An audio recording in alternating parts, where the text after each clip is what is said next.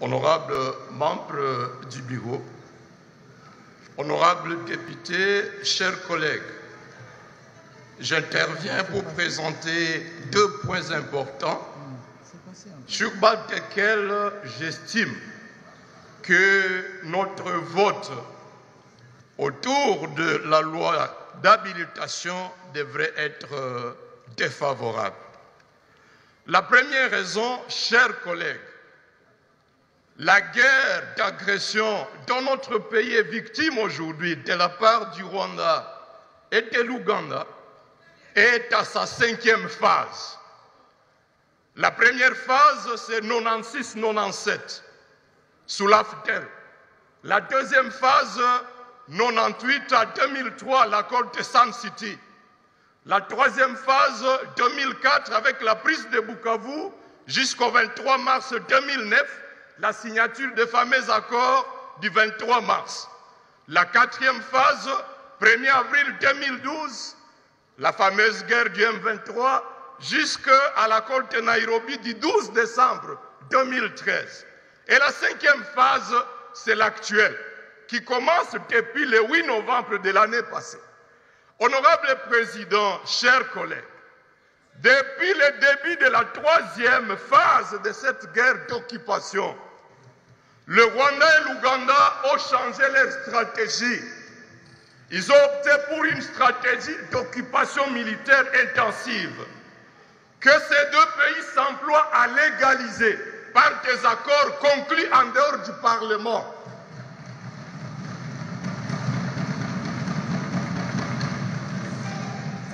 Le premier accord a été conclu en décembre 2006, le fameux accord de mixage, et des acteurs sont encore vivants, notamment le général John Numbi et Kundabatwari à Kigali.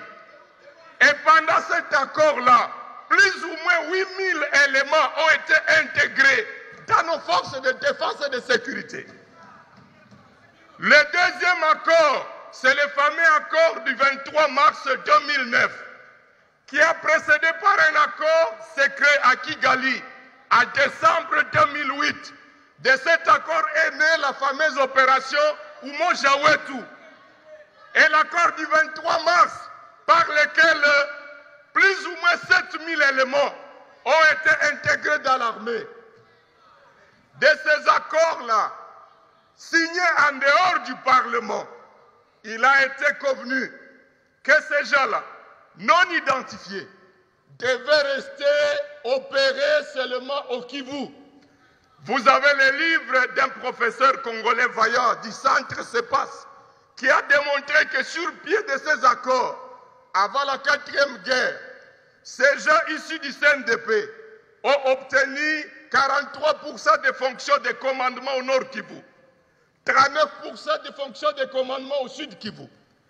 Raison pour laquelle, chers collègues, vous êtes informés, grâce à la lettre du coordonnateur national du mécanisme de suivi des accords d'Addis Abeba, que les 11 et 12 juillet 2019, il a été signé à nouveau des accords sous la facilitation du Rwanda, qu'en date du 28 octobre 2019, qu'une feuille de route a été définie en vue d'octroyer l'amnistie, l'intégration militaire et l'intégration politique à ces ex-M23. Si aujourd'hui, chers collègues, nous votons en faveur de la loi d'habilitation, nous savons que les fameux dialogues de Nairobi ont commencé. Et vous tous ici, toute la nation dit non contre ces négociations.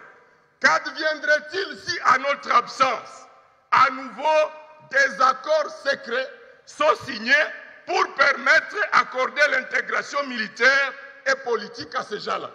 Raison pour laquelle je vous en supplie, nous ne devons pas démissionner de notre rôle de contrôle à ce moment crucial de la vie de notre nation. Le deuxième point que je voudrais soulever, c'est que, au même moment que le Parlement est appelé à jouer son rôle de contrôle de vigilance, le contrôle citoyen s'impose. Malheureusement, nos populations se retrouvent sous le régime de l'état de siège.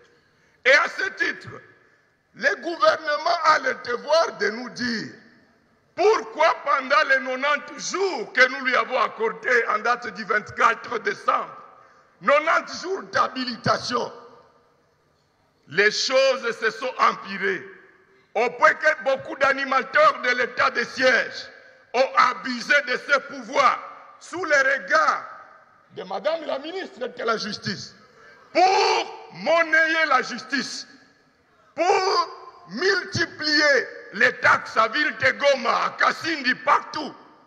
Et aujourd'hui, nos populations se retrouvent sous une servitude très très lourde. Et ça me rappelle l'expérience d'un roi qui, pendant que son pays était en guerre, il a décidé que son armée devait observer un jeûne, c'est-à-dire combattre sans avoir mangé. Les populations de Goma, du Nord Kivu, qui demeurent déjà à Goma, il y a marche qui va jusqu'à la barrière du Rwanda pour dire non à l'agression. Ces populations ont besoin que le gouvernement allège la servitude contre eux. Vous savez que ces populations ont toujours constitué le principal bouclier contre l'agression.